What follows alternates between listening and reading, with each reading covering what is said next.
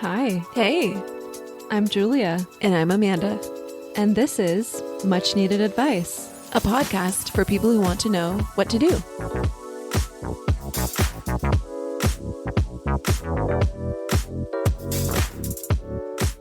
Hi, listeners. We have some exciting news. We have a guest on the podcast today, a third voice, and his name is Ryan Rysyk. He is a licensed clinical social worker, healthcare consultant, and worked in private practice as a couples counselor. But most importantly, he's one of Julia and my close friends and gives the best advice, especially when it comes to relationships. We know Valentine's Day is coming up, so we invited him to join us to answer listener Ben's question about moving from casual to intentional dating to be in a relationship. We also get into desperate vibes and other turnoffs, reasonable deal breakers, and dating profile tips. As always, don't forget to listen to the end for our Recs of the Week. That's recommendations of the week. This week, all three of us share a tip to use in bed, and you'll just have to get there to find out what I mean. For more tips to use on Valentine's Day, right after this, go listen to episode 6. It's called Valentine's Day, Good Sex and Connection with Emmy winner Yehuda Duenas. Enjoy and good luck.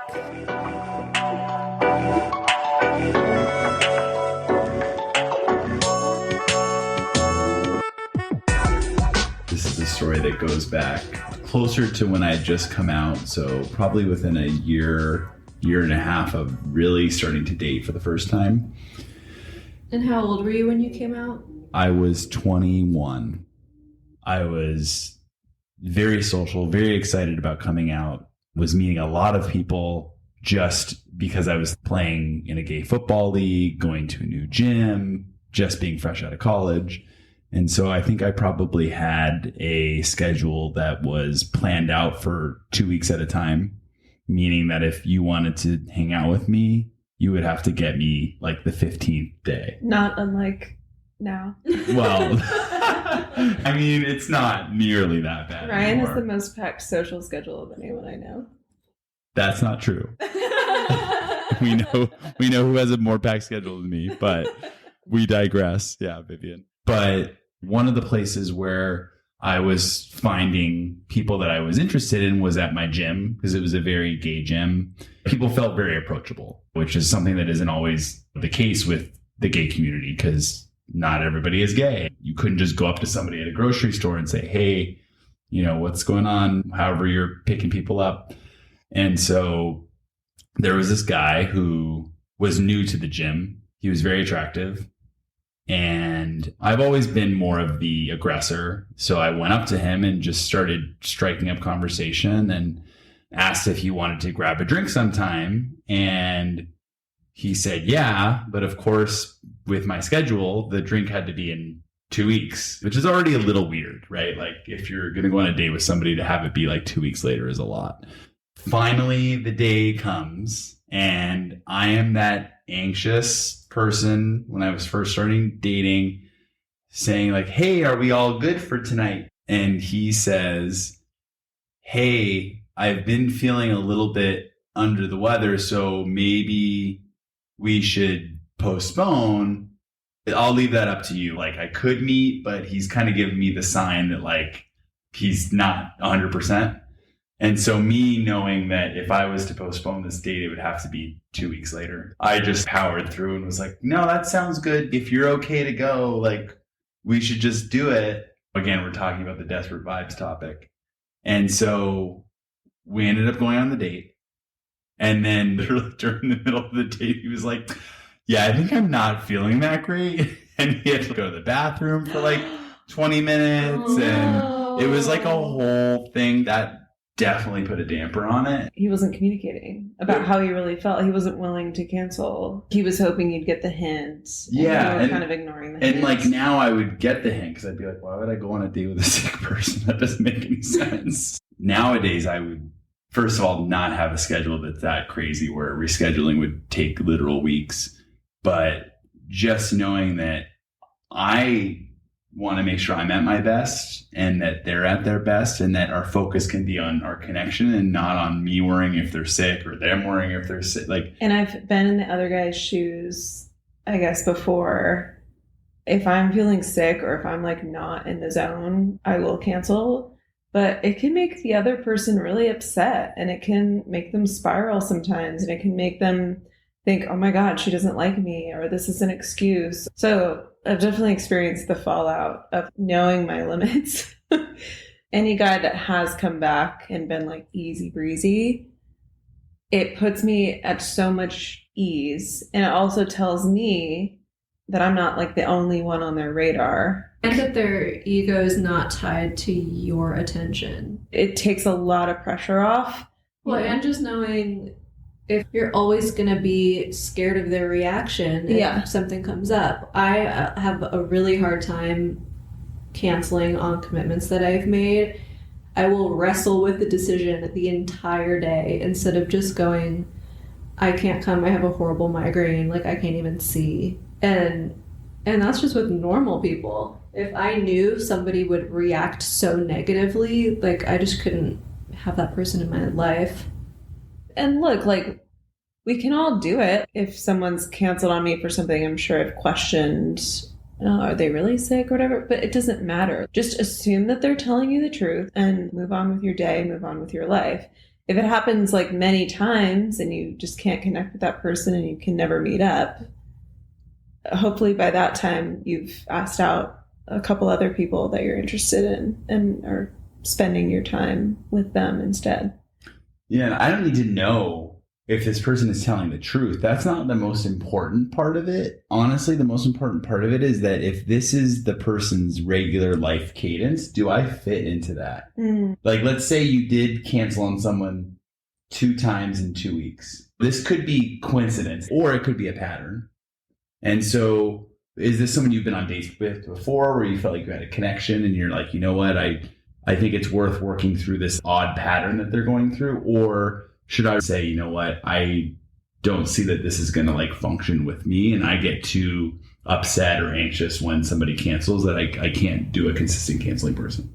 Even like when you're first starting to date someone, figuring out what their pacing is. I've been on dates with someone where at the end of the night, they're already like, so what are you doing tomorrow night? Or, you know, it'll sound nice to some, but to me, it's like, okay, we just got done with date 1.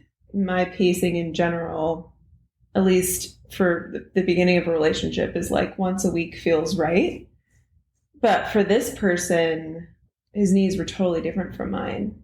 And so we just weren't a good fit. He needed more high touch, even in the beginning. Yeah. And it's not, neither one is right or wrong. No. It's just, how do you fit with that person? Yeah. I don't think you were giving off desperate vibes.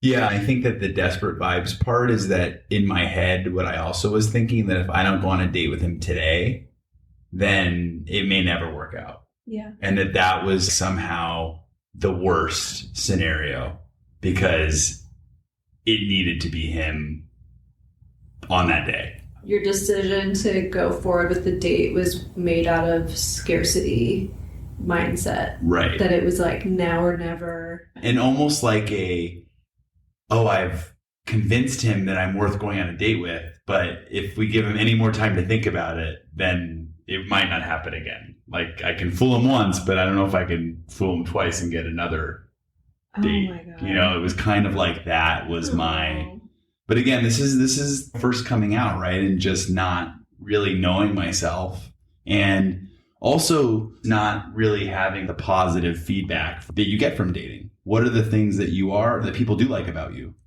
It becomes an opportunity for you to learn. Also, when you know you can pull, you don't feel desperate. If you know that this is not the only man in the universe who will ever go on a date with you, but that you can just get another date tomorrow if you so choose.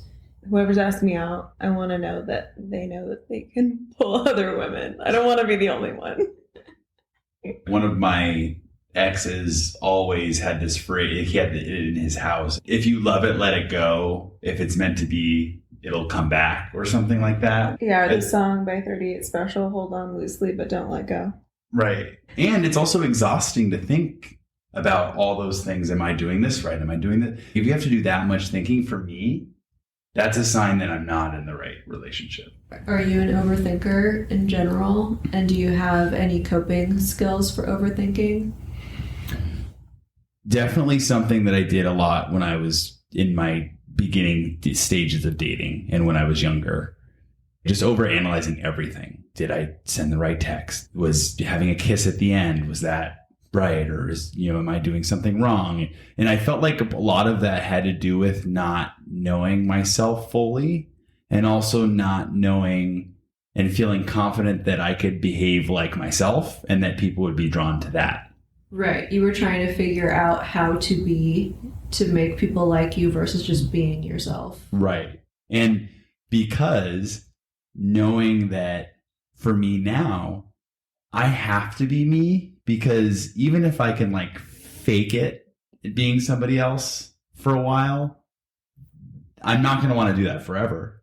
There's no reason to have a short-term connection with somebody that's like a false connection, right? I need to just be me. And if it turns somebody off, then I want to know that right away.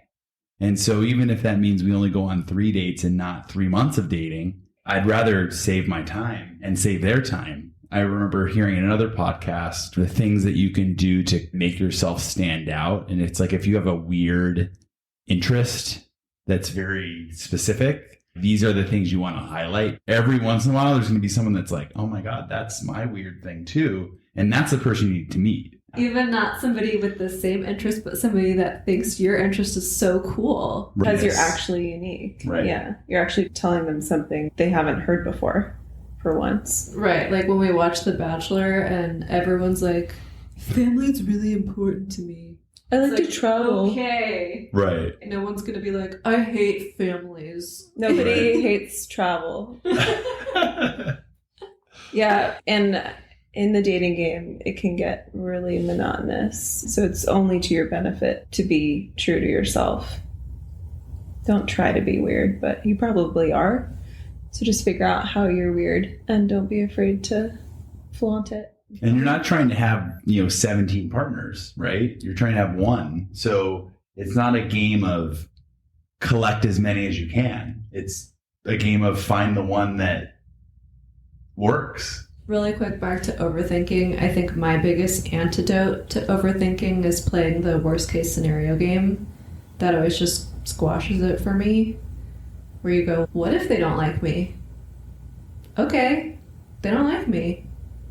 Next, your brain will keep on going until you give it what it wants, which is to know what the danger is. Mm-hmm. And then if you tell it that, it's really not a big deal in dating. Unless the worst case scenario is they murder you and bury your body. I thought you were going to say, because that's what you would think of. Well, if you're going to meet somebody that you don't know and they want you to come over to their house and there are red flags, then that's why we have anxiety and fear. But if you went on a date and you're at home ruminating about, I said this thing, I shouldn't have said it, maybe they think I'm weird or maybe they got offended or whatever, what's the worst case scenario? Maybe they don't like you or you won't go on another date. Okay. I think it helps get through the fear of rejection, because when you realize rejection doesn't really mean anything in your life, especially in casually dating to find the right partner, it's fine. Rejection is redirection. Yeah. Being on the other side of dating an overthinker, when that person communicates, like has the guts to communicate to me, like, oh God, was that thing I said weird earlier? I have both gotten the ick and have leaned into it and said, no, of course that wasn't weird. And that is dependent on how much I like the person. So there's a balance. You don't want to tell everyone you're dating in the beginning what all of your anxieties and fears are.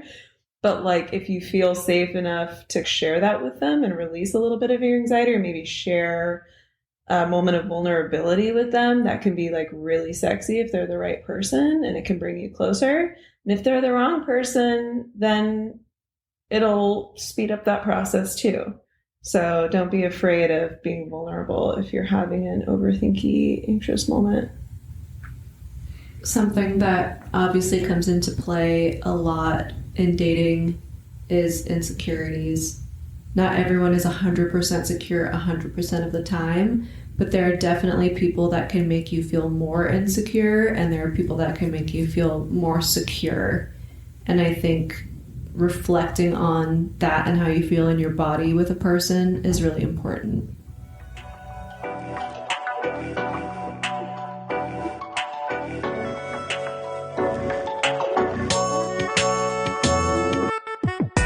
So we have a question, don't we, for Ryan this week? We do.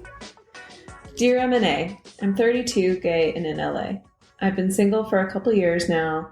I found myself dating people for a few weeks and then it fizzles out. Sometimes it's fun, but I'm ready for a long-term relationship.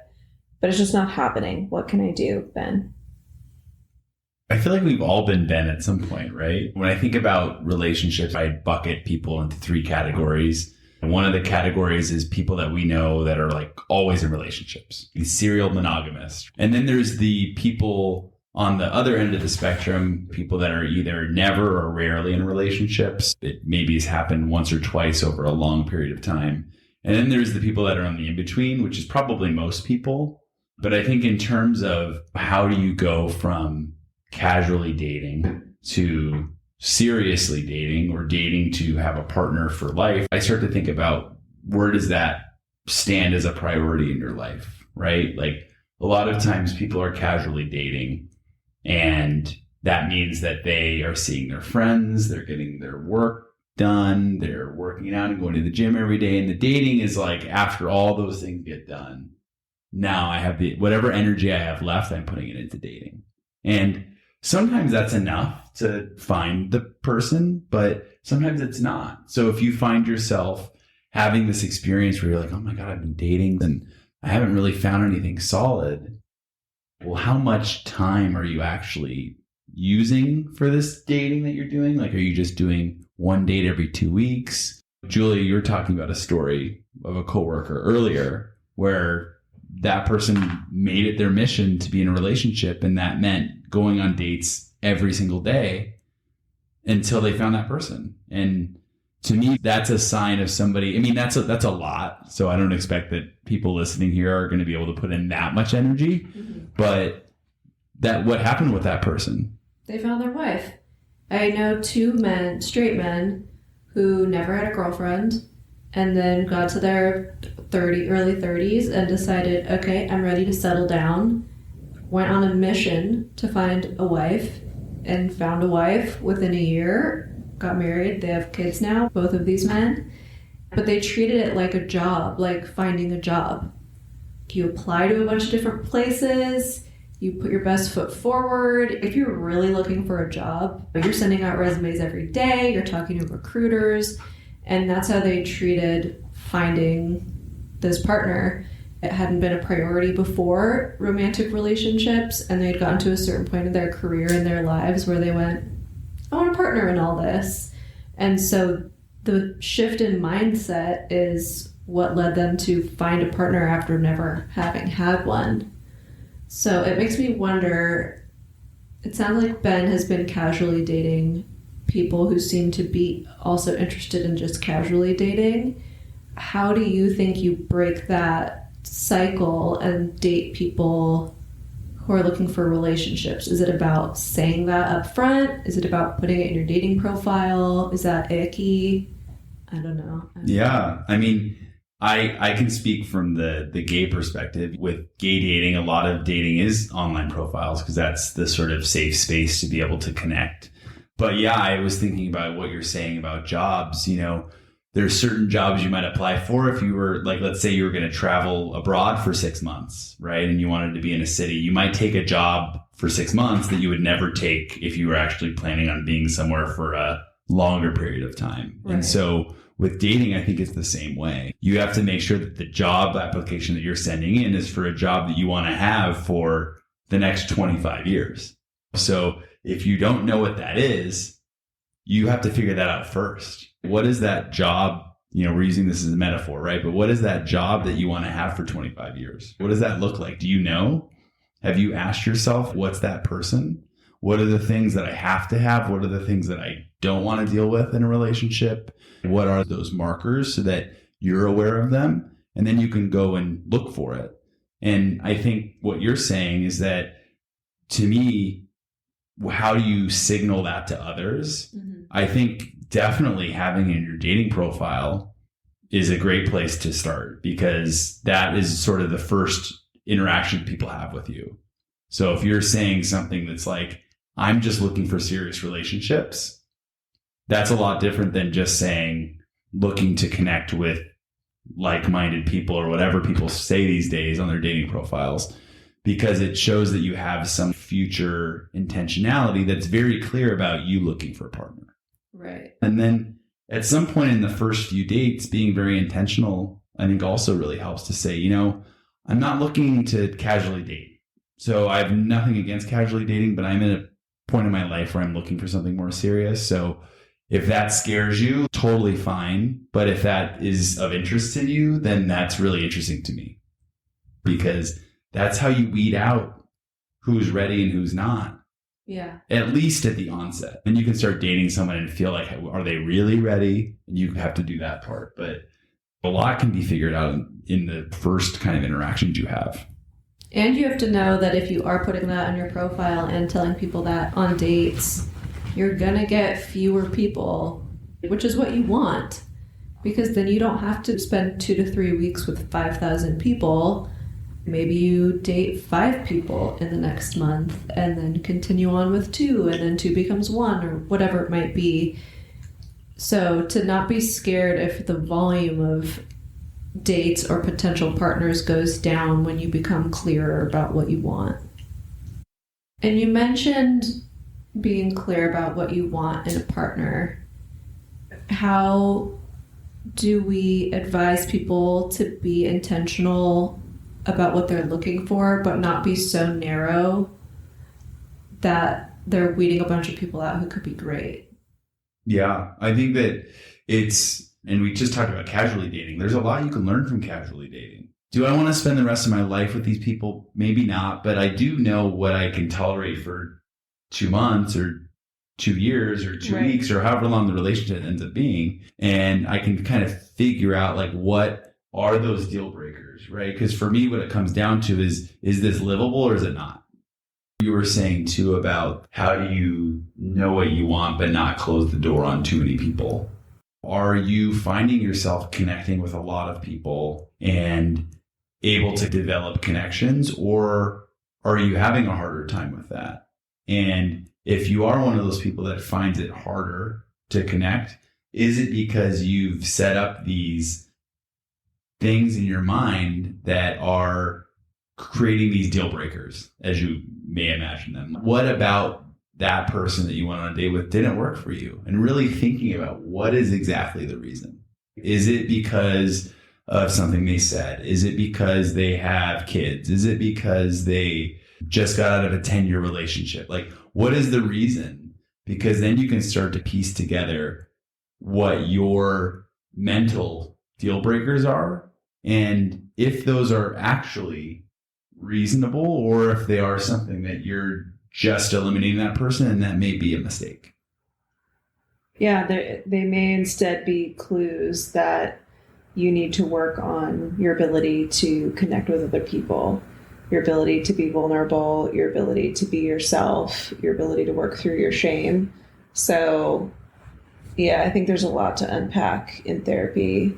And I know it's like buzzy words right now, but after reading the book Attached and learning about avoidant and anxious attachment styles, that also is helpful to understanding that if you're getting the ick from someone, it's not always because it's a trait that doesn't work for you. It could be because you have things to work through in your own head.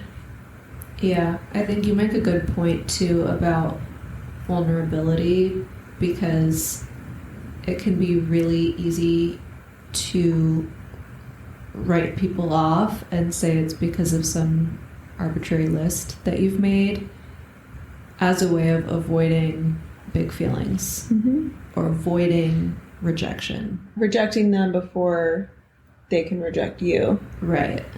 I still think it's okay to have deal breakers, but I think reasonable deal breakers, like we were talking about, something like height is not a reasonable deal breaker. Distance doesn't need to be a deal breaker. Kids, maybe not. So I don't know, question even some of those deal breakers that you think are in stone and really consider how much that matters to you. Yeah, and sometimes we build up deal breakers in our head and they make sense to us, right? My partner has kids and I never imagined having kids. Like that was not part of my plan. But I also had a plan of having a partner. And so you do a little bit of a reevaluation of like, this like dream ideal partner is not typically what you end up getting. And not that isn't your partner isn't your ideal partner. It's just that we don't know what we're going to encounter in our lives, whether they live in the same city as us or have pets or kids or whatever these things are that people look for. Yeah, some things are more superficial than you might think.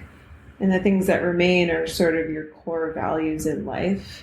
How you react under stress, how you treat your friends, what kind of person you consider a friend, your views on money. Would you say that you can safely tie deal breakers to your core values? Yeah, I think that makes complete sense. And going back to the kids thing, right? If I had a vision of not having kids, what was that about? Well, that's a big financial burden, right? That's a big financial commitment. Burden may not be the right word. It's a big financial commitment. And so that's scary, right? Because I am someone who likes to be financially stable. And I also was working in an industry for a while that I wasn't making that much money. So it didn't make sense for me to think about kids. But then when I met my partner, one of the things that I really liked about him is that he was so compassionate and caring and loving.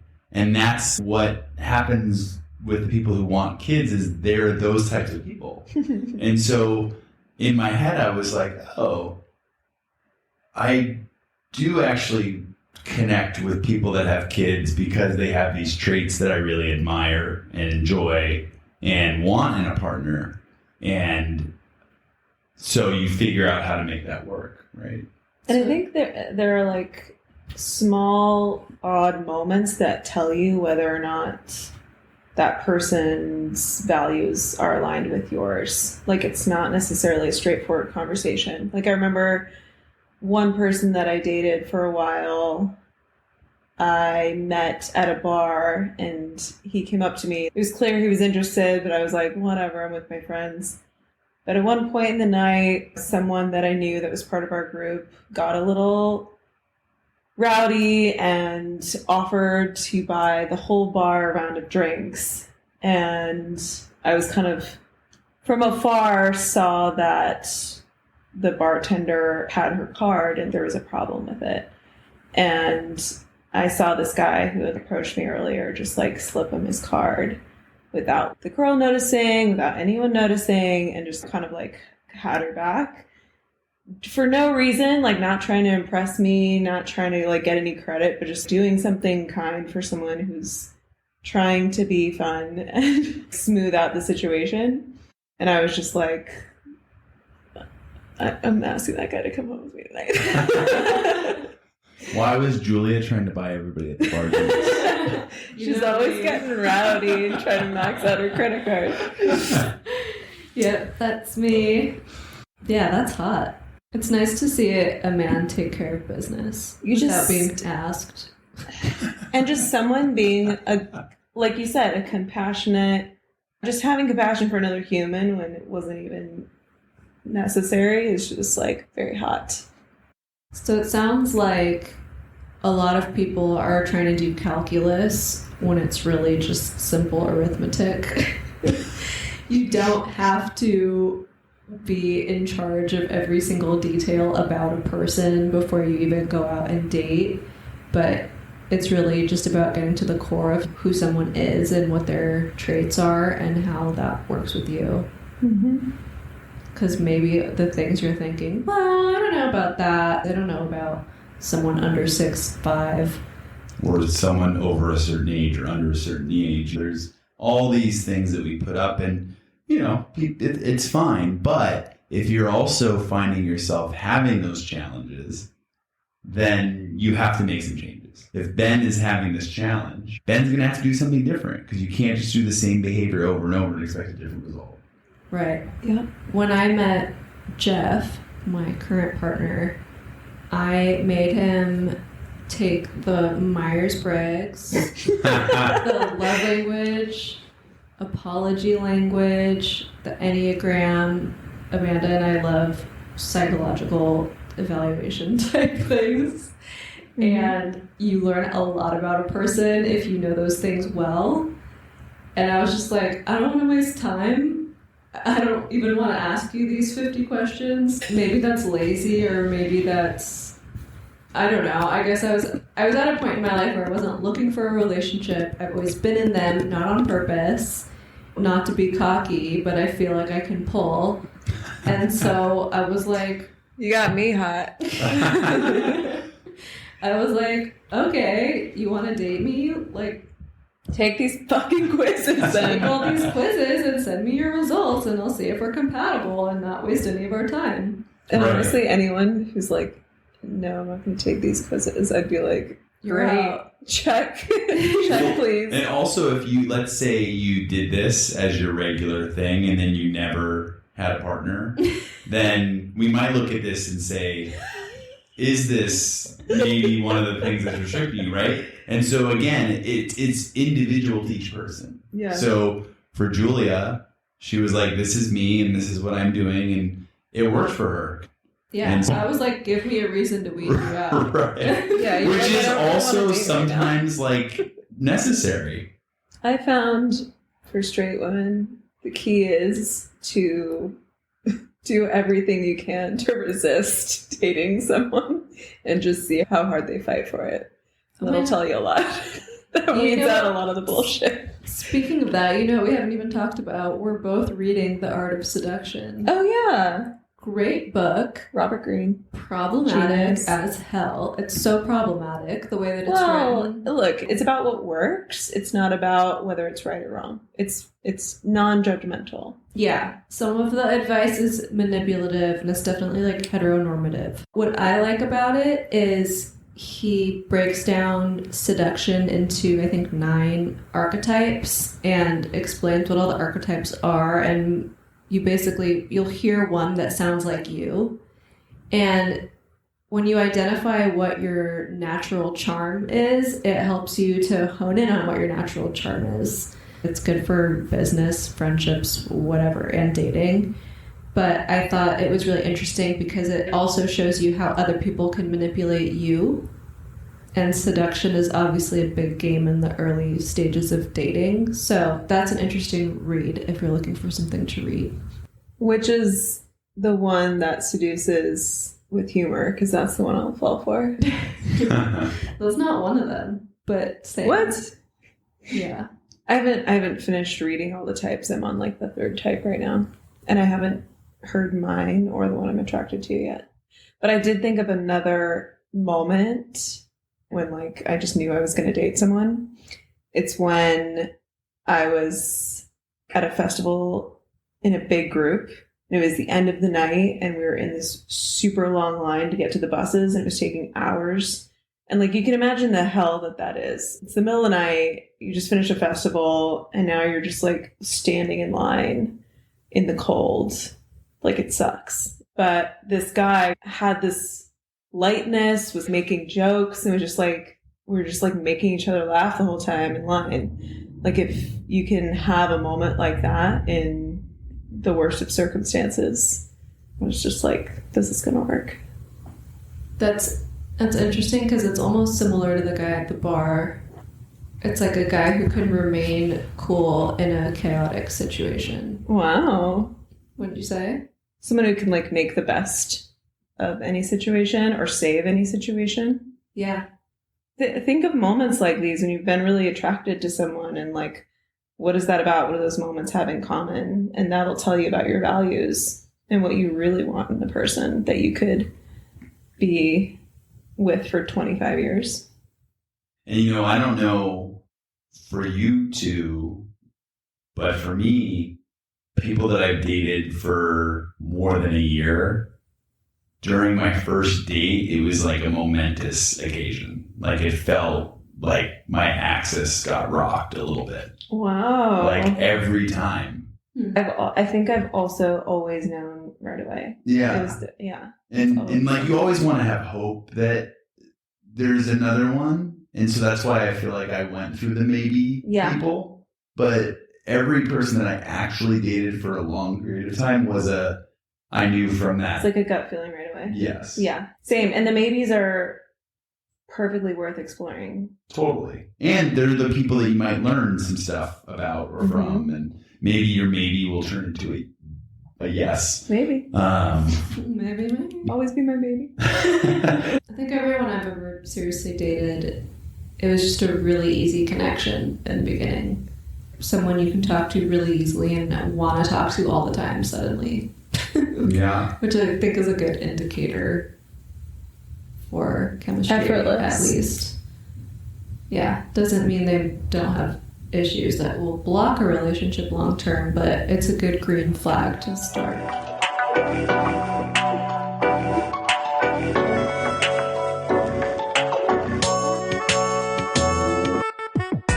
Ryan, thank you so much for being on our podcast. Thanks, Ryan. Do you have some recs of the week for us? I do. I have a rec of the week. All right, that'll do. One of the things that I use literally every night, me and my partner literally live by the sound machine. So that's my rec.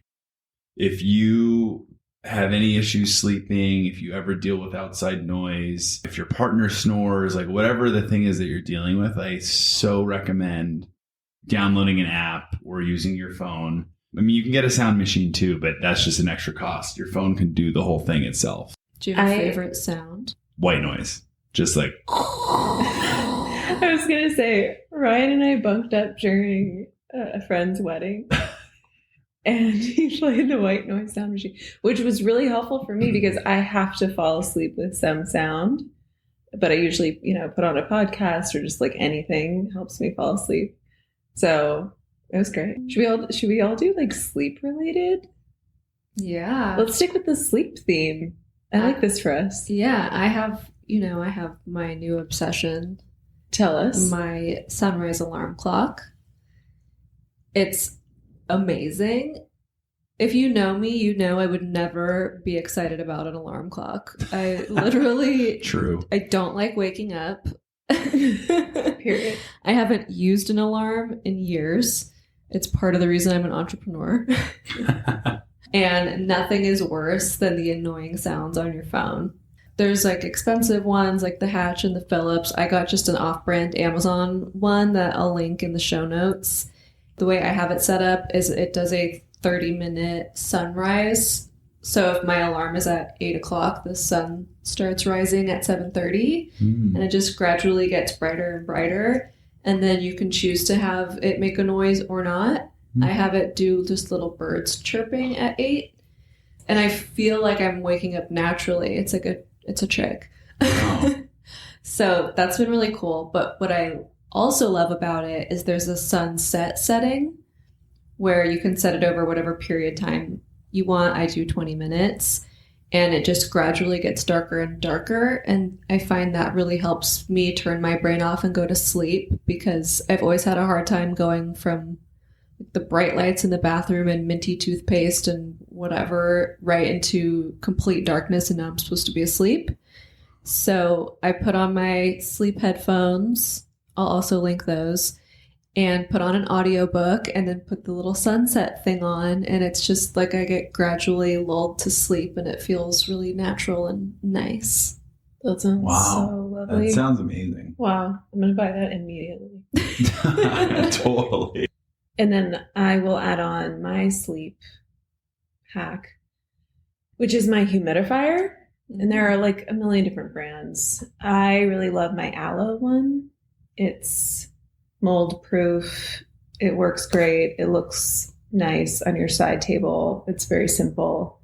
And it's just from Alo, like the yoga brand. And I also buy the aromatherapy droplets.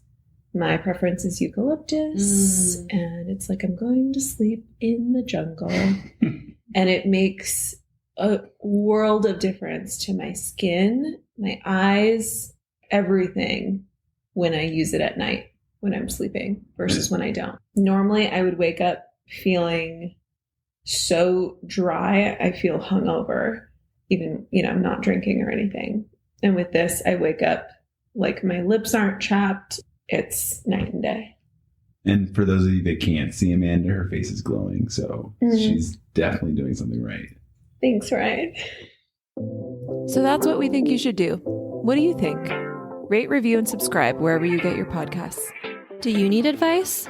DM us on Instagram at much.needed.advice or email us at muchneededadvicepod@gmail.com.